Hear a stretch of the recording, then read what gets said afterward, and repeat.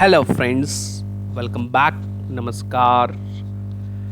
ये हमारा डिफेंस का लास्ट वीडियो है। डिफेंस कंप्लीट हो जाएगा। डिफेंस एंड इंटरनल सिक्योरिटी का जो पोर्शन है बाजीराम क्यू रिवीजन पार्ट 1 2023 के लिए।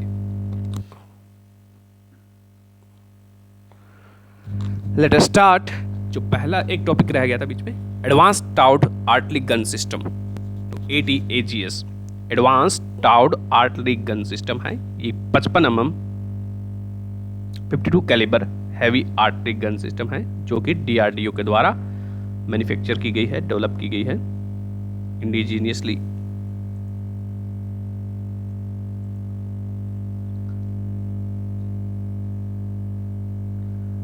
तो ये 55 mm है, 52 कैलिबर हैवी आर्टिलरी गन है एंड DRDO ने प्राइवेट सेक्टर के साथ मिलकर इसको बनाया है। इसकी रेंज कितनी है? 48 किलोमीटर इसकी रेंज है, 48 किलोमीटर। इसकी एक खास बात यह है कि ये अपनी क्लास में, यानी कि 150 mm की क्लास है इसकी। 150 mm है, 50 mm नहीं, 150 mm की है ये 150 mm क्लास में वर्ल्ड की लॉन्गेस्ट अनअसिस्टेड प्रोजेक्टाइल रेंज की आर्टिलरी गन है। तो it is capable of shortest minimum range at high angle and fast mobility in desert and mountainous region में इसको जल्दी से ले जाया जा सकता है। इसकी फास्ट मोबिलिटी है and it can fire in autonomous mode. ठीक, इसके बाद में जो हमारा नेक्स्ट टॉपिक है वो है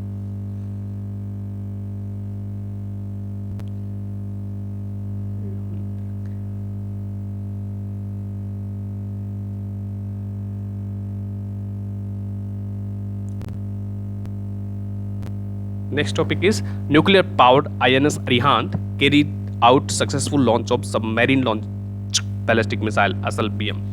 तो न्यूक्लियर पावर्ड INS Arihant क्या है? हमारी न्यूक्लियर पावर्ड सबमरीन है। तो India strategic strike nuclear submarine INS Arihant ने SSBN यानी कि सबमरीन से लॉन्च होने वाली एक बैलिस्टिक मिसाइल है, उसका अभी सक्सेसफुल उसने लॉन्च किया है। एंड उस मिसाइल का नाम क्या है? K-15 सागरिका मिसाइल है वो, K-15 सागरिका मिसाइल। ठीक है, के मतलब यहाँ पे के का मतलब है अब्दुल कलाम, डॉक्टर APJ अब्दुल कलाम। तो के सीरीज ऑफ मिसाइल है वो APJ Abdul Kalam former president के नाम पे रखी गई है। एंड K-15 है, उसके बाद में K-4 भी डेवलप की जा रही है। K-4, K-5, K-6 भी आएगी। तो K-15 की जो रेंज है वो 750 किलोमीटर है। K-15 की रेंज कितनी है? 750 किलोमीटर। K-4 की रेंज होगी वो 3500 किलोमीटर होगी। K-5 की रेंज होगी वो 5000 किलोमीटर होगी। K-6 की रेंज कितनी होगी? 6000 किलोमीटर। तो ये सागरिका मिसाइल का इससे सक्सेसफुल लॉन्च किया गया था INS अरिहांत से। INS अरिहांत क्या है? ये न्यूक्लियर पावर्ड इंडिया की सबमरीन है। ठीक है, ये 6000 टन क्लास को बिलोंग करती है। 6000 टन सबमरीन है जिसको डेवलप किया गया है, INS अरिहांत को डेवलप किया गया है ATV प्रोजेक्ट के under, advance technology vessel project के अंदर, जिस पे लगभग 90,000 करोड़ रुपए का खर्चा आया है। टॉप सीक्रेट ATV प्रोजेक्ट था 19,000 रुपए का, उसके अंदर INS अरिहांत को डेवलप किया गया था। INS अरिहांत है वो हमारी न्यूक्लियर सबमरीन है एंड ये हमारी SSBN है, यानी कि ship submersible ballistic nuclear submarine है। इसी के अंडर में हम सेकंड जो सबमरीन बना रहे हैं INS अरिहांत के बाद में INS अरिघात है। उसके अलावा 2 और हम सबमरीन बनाएंगे जो कि न्यूक्लियर पावर सबमरीन होगी।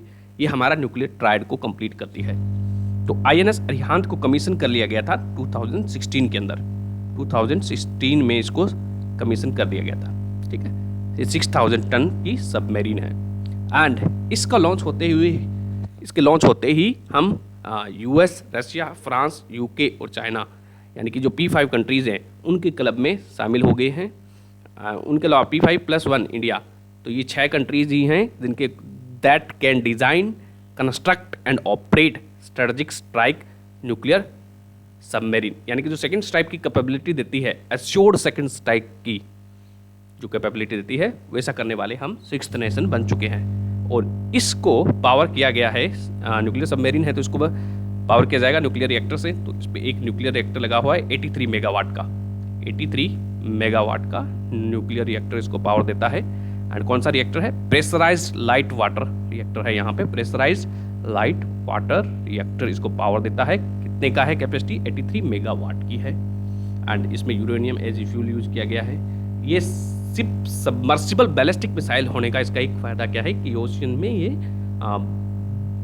न्यूक्लियर है, तो इसमें बिना डिटेक्ट किए, यानी कि ऑक्सीजन को लेने के लिए बाहर नहीं आना पड़ेगा, तो ये अनडिटेक्टेबल बहुत सारे मंथ्स तक इसमें समुद्र में घूम सकती है ओशन में, इसका फ़ायदा होता है। ठीक है।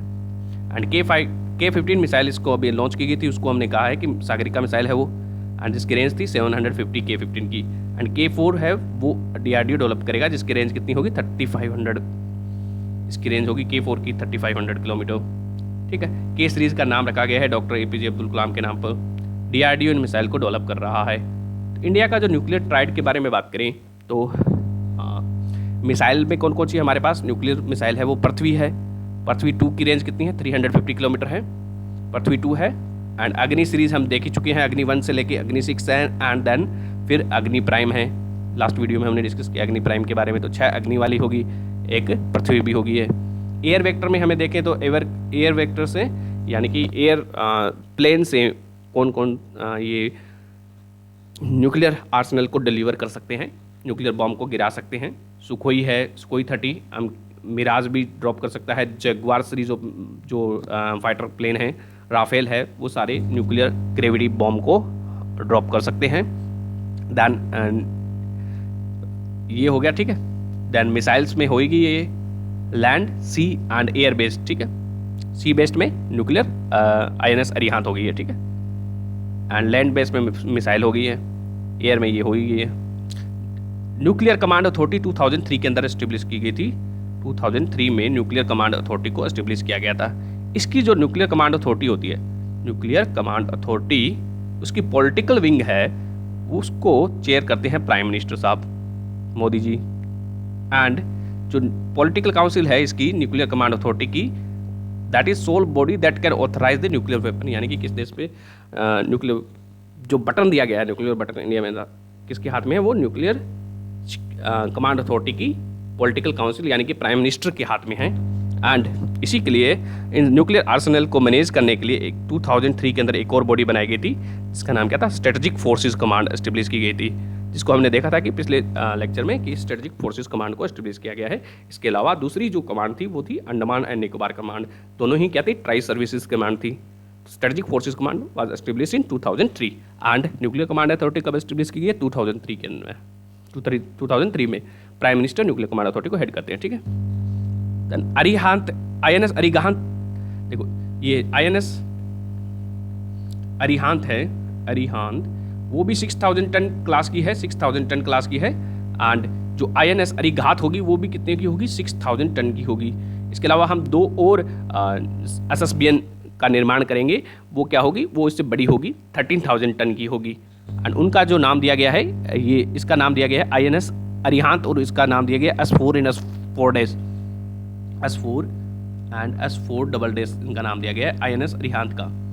एंड INS इसका नाम दिया गया है। एंड जो S5 क्लास वाली होगी वो 13,000 टन की होगी, S5 क्लास वाली। ठीक है। Induction of K4 submarine underway after the completion of its development. तो K4 का हम इंडक्शन करेंगे इसमें नेवी के लिए। ठीक है। तो K5 एंड K6 भी डेवलप की जाएगी, उनके लिए चल रहा है। तो नेक्स्ट जो टॉपिक है, European Union new law to regulate content online content को रेगुलेट करने के लिए। आज का युग इन्फोडेमिक का युग है, data is new oil in this generation. तो डेटा को रेगुलेट करने के लिए यूरोपियन यूनियन ने अपना एक नया लॉ पास किया है, जिसका नाम रखा है इन्होंने digital service act, DSA। Digital service act किसका है ये याद रखना है, तो ये है यूरोपियन यूनियन का। तो इसमें क्या कर रहे हैं? तो इसमें जो अभी जैसे कि ट्विटर है, वहाँ पे कोई भी कुछ भी कमेंट कर देता है तो उसमें कंटेंट का मॉडरेशन किया जाता है। कोई बहुत ज़्यादा भड़काऊ कमेंट हो तो उसको रिमूव कर दिया जाता है ट्विटर के द्वारा। तो उसको बोलते हैं मॉडरेटिंग एक्सरसाइज। तो उसको कंट्रोल कैसे करना है, किसका कमेंट रिमूव करना है, किसका नहीं करना है, तो ये अभी तो ट्विटर जैसी कंपनीज के डिस्क्रिप्शन पर निर्भर करता है। परंतु यूरोपियन यूनियन ने एक लॉ पास किया है जिसका नाम है डिजिटल सर्विस एक्ट। उसके अंदर उन लोगों ने बताया है, रूल एंड रेगुलेशन फ्रेम किए हैं ऐसे कि कौन से व्यक्ति का कितना कौन सा कमेंट रिमूव कर सकते हो, कौन सा नहीं कर सकते। तो इसके अंदर जो रूल एंड रेगुलेशन है वो इन कंपनीज को फॉलो करने पड़ेंगे, जो डिजिटल सर्विस एक्ट के अंदर में इन लोगों ने जो भी बताए हैं, ठीक है। तो इनका यानी कि जो मॉडरेटिंग एक्सरसाइज होगी वो इसके अंडर में आएगी। अब अब्यूजिव या फिर इलीगल कंटेंट को वो मॉडरेट किया जाता है, वो ये डिसाइड करते हैं प्लेटफॉर्म। तो उसको अभी डिस्कशन खत्म कर दिया है इन लोगों ने। दैन इंडिया ने इसी के रिगार्डिंग में इंफॉर्मेशन टेक्नोलॉजी रूल 2021 हमने रिलीज किए थे अपने, इंडिया ने भी पास किए थे इंफॉर्मेशन टेक्नोलॉजी रूल 2021, जिनको हम आईटी रूल भी बोलते हैं। फिर इनको जून 2022 में इनको अमेंडमेंट भी किया गया था।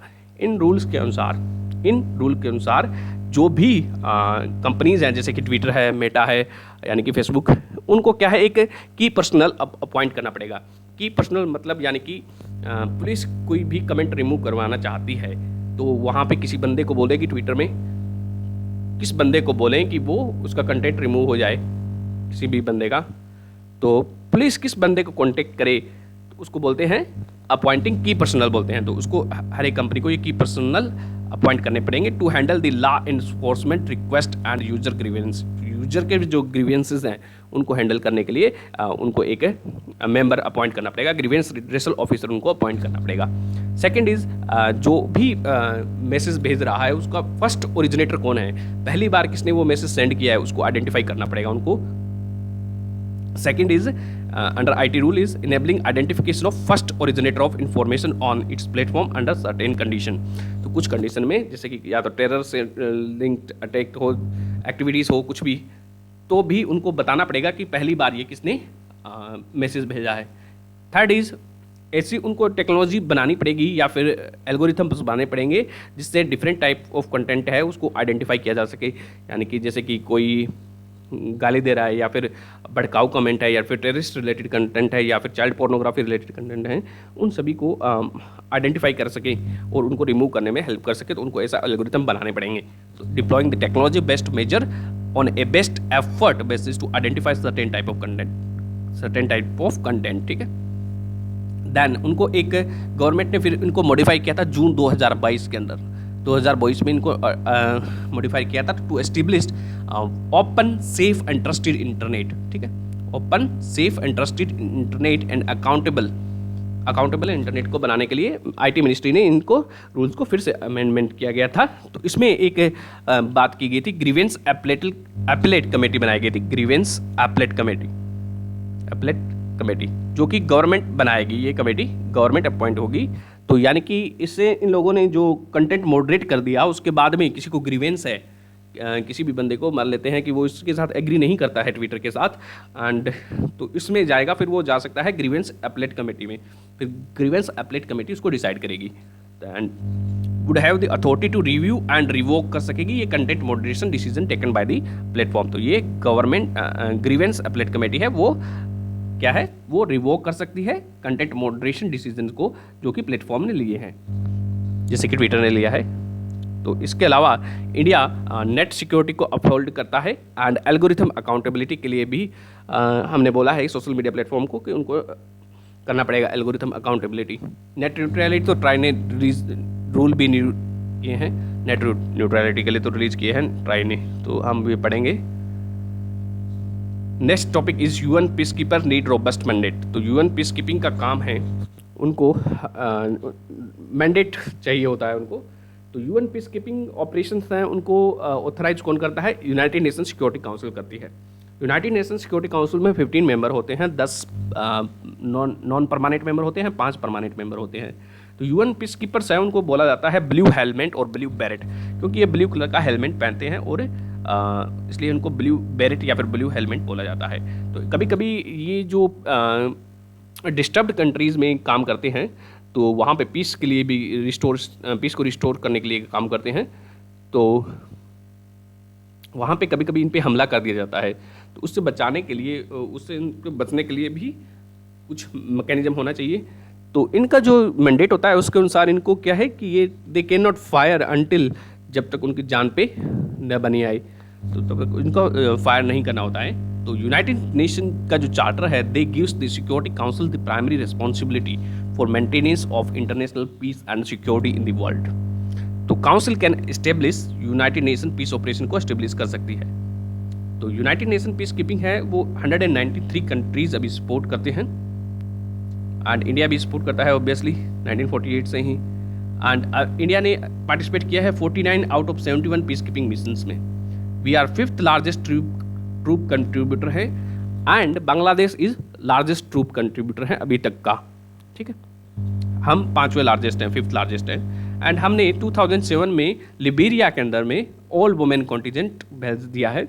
तो हमने वुमेन्स को भी यून पीस कीपिंग में हमेशा भेजा है, 2007 से ही पहले भी भेजते आए हैं, और 2007 में तो ऑल वुमेन कॉन्टिजेंट को भी भेजा था। एंड फिर इसके बाद में इंडिया ने यूएन के साथ मिलकर यूनाइट अवेयर प्लेटफॉर्म लॉन्च किया था। यूनाइट अवेयर प्लेटफॉर्म, तो ये था United nation security peace keepers होते हैं, उनकी सुरक्षा के लिए ये प्लेटफॉर्म लॉन्च किया गया था, यूनाइट अवेयर प्लेटफॉर्म। तो ये किससे रिलेटेड है? सिक्योरिटी काउंसिल से रिलेटेड है, ये पीस कीपिंग से रिलेटेड है, ये याद रखना है, पीस कीपिंग से, ठीक है। And it is a technology platform to ensure safety and security of peace keepers. तो इंडिया ने इनकी रिफॉर्म के लिए 10 पॉइंट प्लान भी दिया था। 10 पॉइंट प्लान दिया था कि जो भी यूएन पीस कीपर पर अटैक कर रहा है उनको उनकी अकाउंटेबिलिटी डिसाइड की जानी चाहिए, उन पे एक्शन लिया जाना चाहिए। एंड इंडिया ने प्रपोज किया है कि जो यूएन पीस कीपिंग के दौरान जो भी सोल्जर शहीद हो जाता है, तो उसके लिए हमने प्रपोज किया है कि मेमोरियल वाल बनवाना चाहते हैं, मेमोरियल वाल। तो इंडिया ने प्रपोज किया है मेमोरियल वाल इनके लिए, यूएन पीस कीपिंग के लिए, उनको ऑनर करने के लिए। उसके अलावा हम यूएन पीस कीपिंग के लिए क्या कर रहे हैं, दिल्ली में एक centre for United Nation peace keeping खोला गया है। Centre for United Nation peace keeping open किया गया है 2000 में। इसमें, इस सेंटर में यूनाइटेड नेशन पीस कीपर होते हैं, उनको ट्रेनिंग की जाती है, उनको ट्रेनिंग एंड कैपेसिटी डेवलपमेंट किया जाता है। एंड ये ओपन किया गया था 2000 में न्यू दिल्ली में। तो हम उनको पीस कीपिंग की ट्रेनिंग देते हैं, ठीक है। इसको जो ट्रेनिंग दी जाती है, इनके जो मॉड्यूल है, उसको यूनाइटेड नेशन का एक डिपार्टमेंट ऑफ पीस कीपिंग है, डिपार्टमेंट ऑफ पीस कीपिंग ही है जो कि ये सारे ऑपरेशन कंडक्ट कराता है इसकी। तो उसने इनको एंडोर्स भी किया हुआ है। 2016 में हमने इसके अलावा इंडिया और यूएस ने साथ मिलकर United Nation peace keeping course शुरू किए थे अफ्रीकन पार्टनर्स के लिए। 2016 में हमने अफ्रीकन पार्टनर्स के लिए भी कोर्स शुरू किए हैं। उसके अलावा हमने अगस्त 2021 में मेमोरेंडम ऑफ अंडरस्टैंडिंग साइन किया है between CUNPK India and C4ISR academy for piece operation है, उनके बीच में एक मेमोरेंडम ऑफ अंडरस्टैंडिंग भी साइन किया गया है फॉर नए ट्रेनिंग मॉड्यूल लॉन्च करने के लिए। C4ISR क्या है? C4ISR हम पहले भी पढ़ चुके हैं, इसकी फुल फॉर्म याद रखें। C4ISR command control communication computers, command control communication computers, intelligence surveillance and reconnaissance, ये C4ISR की फॉर्म है, फुल फॉर्म है, ठीक है। एंड इसके अलावा इंडिया ने 2 लाख कोविड वैक्सीन की डोज दी है यूएन पीस कीपर्स के लिए। एंड इसके अलावा इंडिया जो है अपने हॉस्पिटल्स हैं, यूनाइटेड नेशन का एक मिशन है साउथ सूडान में, वहाँ पे अपने हॉस्पिटल भी ओपन किए हैं हमने, वहाँ पे हम उनको अपग्रेड भी कर रहे हैं। इसके यूएन मिस का मतलब है United Nation mission in South Sudan, ठीक। एंड इसके अलावा यूनाइटेड नेशन का एक और मिशन है United Nation organization stabilization mission in Democratic Republic of Congo में भी चल रहा है, जिसको बोलते हैं मोनिस्को। वहाँ पे भी हमने अपने हॉस्पिटल ओपन किए हैं। नेक्स्ट टॉपिक इज चिंतन शिविर। तो चिंतन शिविर है यहाँ पे, ये इसमें क्या है कि होम मिनिस्टर हैं जितने भी स्टेट के हैं और सेंट्रल यूनियन होम मिनिस्टर हैं, वहाँ पे ये लोग इकट्ठा होते हैं और वहाँ पे जो हमारा नेशनल जो इंटरनल सिक्योरिटी है उस पर ये लोग चर्चा करते हैं, उस पर बातें में डिस्कस करते हैं। तो इस पर जो इस बार चर्चा हुई है वो हुई है वहाँ पे, वो कहाँ पे ऑर्गेनाइज की गई है? वो हरियाणा के सूरजकुंड में ऑर्गेनाइज की गई है। ये चिंतन शिविर है, ये ऑर्गेनाइज किया गया था हरियाणा के सूरजकुंड में अक्टूबर में, ठीक है। अक्टूबर के मंथ में इसको ऑर्गेनाइज किया गया था सूरजकुंड में, ठीक है। एंड इस शिविर में ये डिसाइड किया गया था they will implement vision 2047 implement करेंगे। एंड प्राइम मिनिस्टर ने जो पंच प्राण का कंसेप्ट दिया है, पंच प्राण का कंसेप्ट दिया उसको इंप्लीमेंट करने के बारे में बात करेंगे। तो पंच प्राण क्या है? पंच प्राण में प्राइम मिनिस्टर ने बोला है कि we need to erase all the traces of servitude, यानी कि जो कॉलोनियल लिगेसी है उसको हम दूर करेंगे। दूसरा है we need to take pride in our legacy, जो हमारा जो इतिहास रहा है उसमें हमें प्राइड लेना पड़ेगा। एंड तीसरा है एक भारत श्रेष्ठ भारत। चौथा है fulfilling of duty of A responsible citizen. तो इसके अंदर जो पंच प्राण थे इसमें अच्छे से नहीं दिया है तो उसको हमें देखना पड़ेगा। एंड ये चिंतन शिविर है वो सेंटर और स्टेट एक साथ काम कर रहे हैं, यानी कि कोऑपरेटिव फेडरलिज्म का भी एक एग्जांपल है चिंतन शिविर। तो इसमें ये डिसाइड, इस पे क्या क्या और चर्चा हुई है, मॉडर्नाइजेशन ऑफ पुलिस फोर्सेस पे भी बात हुई है लोगों ने, इस पे भी बात की है कि areas of discussion were cyber crime management कैसे करें, then modernization of police forces है, आईटी का यूज़ कैसे करें क्रिमिनल जस्टिस सिस्टम में, इंक्रीजिंग उसको कैसे इंक्रीज करना है, बॉर्डर मैनेजमेंट, कोस्टल सिक्योरिटीज में इसमें भी ध्यान रखने के। नेक्स्ट टॉपिक है वो एससीओ की एंटी टेरर एक्सरसाइज हुई है। एससीओ की एंटी टेरर एक्सरसाइज है जेट, तो ज्वाइंट एंटी टेरर एक्सरसाइज है ये। तो ये एक एससीओ की एनुअल एक्सरसाइज है जो कि हर साल होती है। एंड पिछले साल इसको पाकिस्तान ने कंडक्ट किया था, इस बार हमने कंडक्ट कराया है। तो इस बार हमने कंडक्ट कराया है मानेसर में। तो मानेसर में इसको कंडक्ट कराया गया है इंडिया में। मानेसर कहाँ पे है? हरियाणा में है। तो मानेसर में इसको कंडक्ट कराया गया है एंड वहाँ पे इसको कंडक्ट कराया है एनएसजी ने, नेशनल सिक्योरिटी गार्ड ने इसको इंडिया में कंडक्ट करवाया है। एंड ये जो एक्सरसाइज है ज्वाइंट एंटी टेरर एक्सरसाइज है, ये एससीओ का एक मैकेनिज्म है। एससीओ रेट्स के अंदर इसको कंडक्ट कराया जाता है। एंड रेट्स क्या है? रेट्स है रीजनल एंटी टेररिस्ट स्ट्रक्चर है जो कि एससीओ का एक परमानेंट बॉडी है जो कि एस्टेब्लिश किया गया था 2002 में। तो रेट्स को एस्टेब्लिश किया गया था 2002 में, ठीक है, 2002 में। इंडिया एससीओ का परमानेंट मेंबर है अभी। एंड तो 2002 में इसको एस्टेब्लिश किया गया था to combat separatism, terrorism, extremism को कॉम्बैक्ट करने के लिए रेट्स को एस्टेब्लिश किया गया था। एंड ये जो है बॉडी है रेट्स है वो जो टेररिस्ट है उनका भी डेटाबेस रखती है और उनका ऑर्गेनाइजेशन है उनका भी डेटाबेस ये मेंटेन करती है। एंड ये जो एक्सरसाइज है भी कंडक्ट करवाती है। एंड तो इसी में इसकी एनुअल एक्सरसाइज है joint anti terrorist exercise SCO jet, वो अभी कंडक्ट कराई गई थी इंडिया में, एनएसजी के द्वारा होस्ट की गई थी। एंड तो अक्टूबर 2021 में इंडिया ने चेयरपर्सन ली थी, इंडिया के पास चेयरपर्सन गई थी एससीओ रेट्स मैकेनिज्म की, तो एक साल के लिए अक्टूबर 2021 से अक्टूबर 2022 तक हमारे पास इसकी चेयरमैनशिप थी। तो एससीओ में 8 या 9 मेंबर हैं, वो आप देख लेना मेंबर कौन कौन से हैं। Then India's new weapon system branch IMF, India's new weapon system branch of Indian Air Force। तो इंडियन एयर फोर्स में क्या है कि नए नए फाइटर जेट्स आ रहे हैं, जैसे राफेल आ रहा है, ऐसे ऐसे ही और बहुत सारे एडवांस वेपन आ रहे हैं। तो नए नए जो वेपन आ रहे हैं वो आर्टिफिशियल इंटेलिजेंस है, साइबर सिक्योरिटी है, ऐसी चीज़ें यूज करेंगे। तो ये नई नई टेक्नोलॉजी यूज करेंगे। तो ये पुराने लोगों के बस की तो बात है नहीं इनको यूज करना। तो उसके लिए इन लोगों ने क्या किया है कि एक नया वेपन सिस्टम ही ब्रांच बना दो जिसमें यंग जो टेक्निकल फील्ड के बंदे हों उनको रिक्रूट किया जाएगा। इसमें एयरफोर्स ऑफिसर्स को भी इसमें ऐड किया जाएगा। एंड इसमें स्पेशलाइज कैडर ऑफ ऑफिसर को रेज किया जाएगा जो कि इन वेपन्स की ब्रांच को देखेगी, ठीक है। इन अनमैन्ड एरियल व्हीकल है, इन सबको ये देखेगी, ठीक है। इसमें मार्शल रैंक का एक डीजी इसको हेड करेगा। एंड 2023 में इसको ऐड किया जाएगा। रिमोटली पायलट एयरक्राफ्ट सिस्टम होते हैं उसको ये ट्रेनिंग वगैरह, फ्लाइंग है, इसमें जो सब ब्रांचेज ओपन की जाएगी, फ्लाइंग है, रिमोट इंटेलिजेंस इंफॉर्मेशन वगैरह, not important so much. Next topic is 90th general assembly of Interpol open हुई थी। तो इंटरपोल की 90th यानी कि 90th जनरल असेंबली की मीटिंग हुई है, दिल्ली में हुई है, इसलिए ये ज़्यादा इंपॉर्टेंट हो जाता है। तो ये किसकी हुई है? इंटरपोल की। इंटरपोल क्या है? इंटरनेशनल पुलिस ऑर्गेनाइजेशन, ठीक है। इंटरनेशनल क्राइम पुलिस ऑर्गेनाइजेशन है जो कि क्रिमिनल इन्वेस्टिगेशन को ऐड करता है, यानी कि एक प्लेटफॉर्म देता है सारी कंट्रीज़ की पुलिस ऑर्गेनाइजेशन को इंटरनेशनल लेवल पर रिप्रेजेंटेशन का। इंडिया में इसका जो एक बॉडी है वो है इंडिया में इसको रिप्रेजेंट करता है कौन? सीबीआई रिप्रेजेंट करता है। इसमें कितने मेंबर हैं? 195 इसके मेंबर हैं, ठीक है। एंड इसका हेडक्वार्टर कहाँ पे है? फ्रांस लियोन में इसका हेडक्वार्टर है। देन दूसरी बार ये क्या है मीटिंग इंडिया में हुई है। 1997 में भी पहले हो चुकी है, इस जनरल असेंबली की मीटिंग हुई है एंड 1997 में। तो फिर 25 साल बाद ये दूसरी मीटिंग हुई है इंडिया में। 195 इंटरपोल के मेंबर हैं, ठीक है। एंड यहाँ पे इंटरपोल ने इंटरपोल ने पहले भी लॉन्च कर चुका है अपना मेटावर्स, लॉन्च किया था अपना इंटरपोल ने। तो Interpol has launched its first ever metaverse for law enforcement agency है वर्ल्ड वाइड, उनके लिए उनमें से ये पहला ये मेटावर्स लॉन्च किया गया था। तो मेटावर्स क्या होता है? ये एक शेयर्ड ऑनलाइन 3D स्पेस होता है where user can interact with each other and with computer generated avatars के वर्चुअल माध्यम से यहाँ पे कनेक्ट कर सकते हैं। वर्चुअल स्पेस होता है मेटावर्स, ठीक है। तो इसकी जो बैकबोन होती है वो इंटरनेट पे काम करता है, ये सब कुछ, ठीक है। तो मेटावर्स, तो Interpol was establish in 1923। Interpol 1923 में एस्टेब्लिश किया गया था। It provide a secure information sharing platform है and that facilitate criminal investigation of police forces across the globe. And इसमें डेटाबेस भी मेंटेन करता है ये डेट क्रिमिनल्स वगैरह का।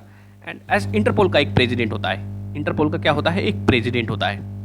एक होता है इसका प्रेसिडेंट, एक होती है इसकी जनरल असेंबली, देन एक होता है इसका सेक्रेटरी, ठीक है।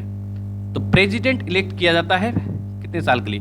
4 ईयर के लिए इलेक्ट किया जाता है इसकी असेंबली के द्वारा। जनरल असेंबली में क्या होते हैं इसके? ऑल मेंबर्स होते हैं इसके।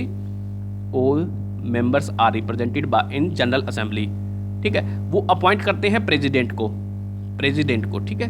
एंड एक सेक्रेटरी होता है इसका, सेक्रेटरी, ठीक है। ये सेक्रेटरी है, ये जनरल असेंबली है, ठीक है। तो सेक्रेटरी भी अपॉइंट किया जाता है जनरल असेंबली के द्वारा। तो सेक्रेटरी इसका होता है वो अपॉइंट किया जाता है 5 ईयर के लिए, 5 साल के लिए इसका सेक्रेटरी अपॉइंट किया जाता है। एंड 80 ये इंटरपोल है। इंटरपोल जनरल असेंबली है वो पॉलिसी बनाती है। जनरल असेंबली है वो इंटरपोल की सारी पॉलिसी बनाती है, जितना भी काम करना होता है, क्या क्या पॉलिसीज़ हैं।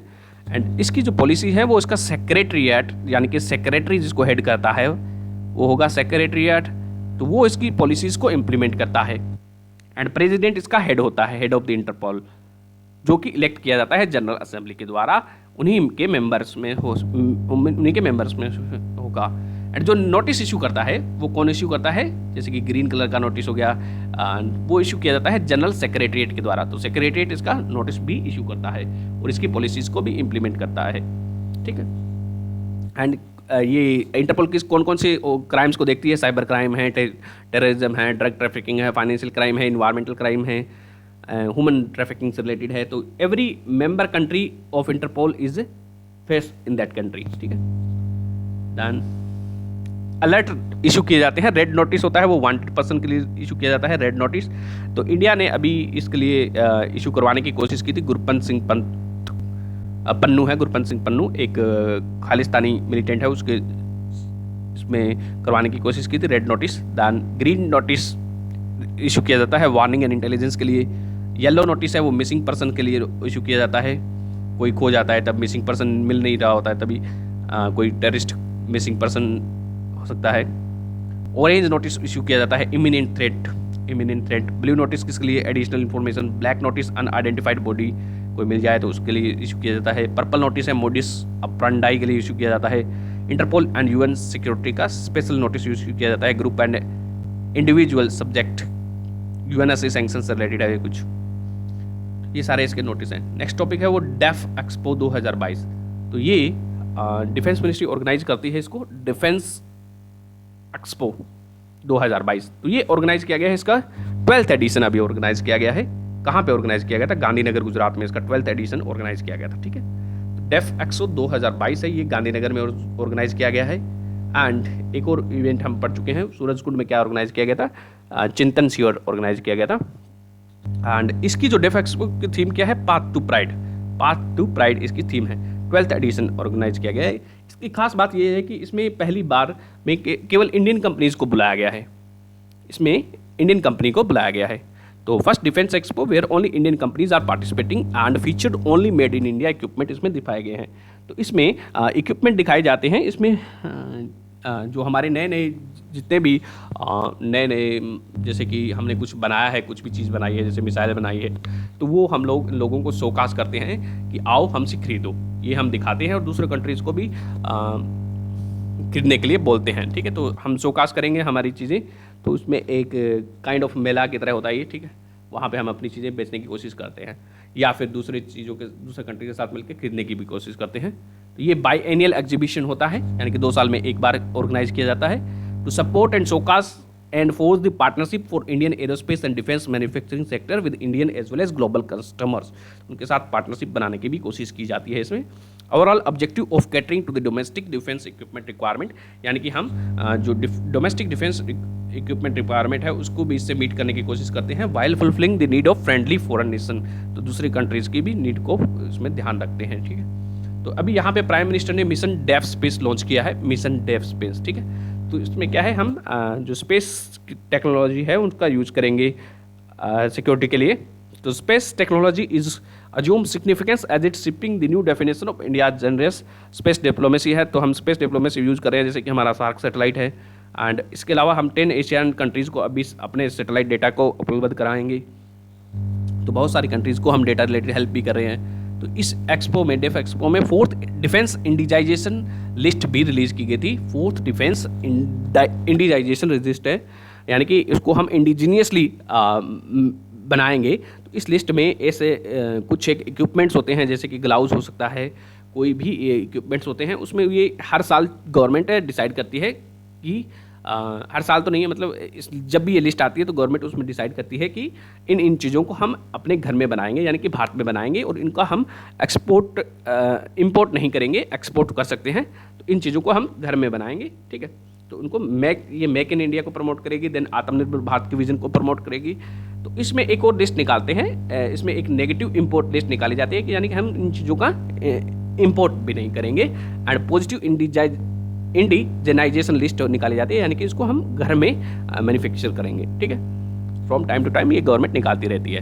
तो यहाँ पे इस एक्सपो में एक एयरक्राफ्ट रिलीज किया गया था, HTT-40, HTT-40, ठीक है। तो ये जो एयरक्राफ्ट है ये इंडिजीनियस ट्रेनर एयरक्राफ्ट है, यानी कि ये ट्रेनिंग के लिए यूज किया जाएगा। जो पायलट्स वगैरह हैं तो उसकी ट्रेनिंग के लिए HTT-40 को यूज किया जाएगा। इसके अलावा गुजरात में हम एक एयरफील्ड भी बना रहे हैं, फॉरवर्ड एयरबेस की तरह काम करेगा, जो डेसा एयरफील्ड है, डेसा DESSA डेसा एयरफील्ड है। ये कहाँ पे ओपन किया जा रहा है, ये गुजरात में ओपन किया जा रहा है। तो it will act as a forward airbase की तरह काम करेगा। इसका मतलब ये है कि जब भी कोई पाकिस्तान से इंडिया में कोई भी अनवांटेड पर्सन या फिर अनवांटेड एयरक्राफ्ट घुसता है, तो उसमें अनवांटेड एयरक्राफ्ट घुसने की कोशिश करता है, तो यहाँ पे ये तुरंत अलर्ट हो जाएगा और सिस्टम पे जो भी करना होगा ये करेंगे, ठीक है, वेस्टर्न बॉर्डर पे, ठीक है। एंड इसके अलावा India is a defence exporter. 5 साल में हमारे जो डिफेंस एक्सपोर्ट है वो 8 गुना इंक्रीज हो गया। लास्ट 5 ईयर में हमारा जो डिफेंस एक्सपोर्ट है दैट हैज़ इंक्रीज 8 टाइम्स, तो 8 गुना ये इंक्रीज हो गया है। एंड गवर्नमेंट का टारगेट है डिफेंस एक्सपोर्ट का $5 बिलियन का, $5 बिलियन, यानी कि लगभग 40,000 करोड़ का हमारा का टारगेट रखा गया है। इसको हम एक्सपोर्ट का रखा गया है गवर्नमेंट के द्वारा।